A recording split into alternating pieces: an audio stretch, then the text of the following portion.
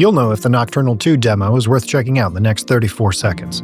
Here's your bottom line. It's an atmospheric Metroidvania that successfully bridges the gap between the lush beauty of Ori while adding to the depth of mechanical aggression. Currently slated for release sometime Q1 2026, Nocturnal 2 replaces floaty platforming with deliberate commitment. If you want a game that looks like a painting but demands the dexterity of a spectacle fighter at times, this might be your next obsession based on what we have to go off of right now. If you're a completionist who wants a map worth 100%ing, while breaking physics at times to feed the exploration bug, this is likely a day one download. But beware, the enemy reads are occasionally deceptive and frustrating until you adapt.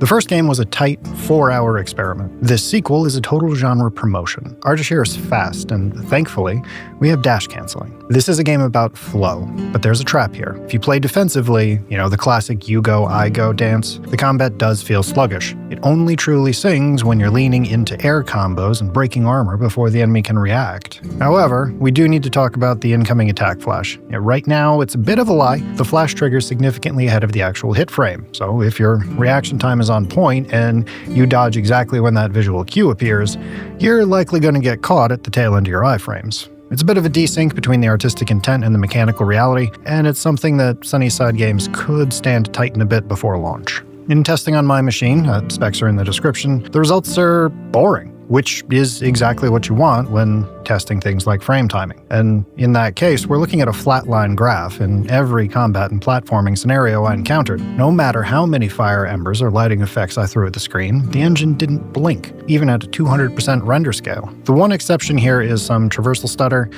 which more accurately could be called map loading stutter, where every time you move between major tile sets, there's a visible hitch on the graph, but this doesn't really matter because they happen during transitional fade to blacks between tile sets. I mention it here only out of a sense of transparency, not because it impacts player experience in the slightest. On the visual front, even SDR looks fantastic. The visual effects, while dense, never obscured the gameplay. And that is a rare win for artistic indies. We're light on the standard PC option graphical toggles for the demo, but for the full release I would like to see a bit more granularity of options, though that's perhaps a personal preference for a 2D title. The storytelling seems like it's taking the FromSoft approach, with lore tidbits gathered from Interactable's in-world. Without going into spoiler territory, shit's dark, yo.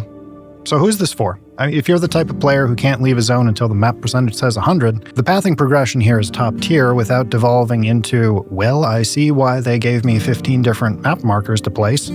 If you like the dash cancel loops, this can feel like home. It is not, however, for the reactive player. If you rely on visual flashes over memorized patterns, that desynced attack queue will drive you into a recall level rage.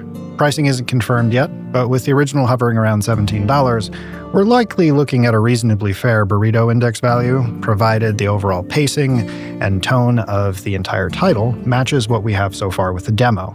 It's a solid system with a beautiful coat of paint.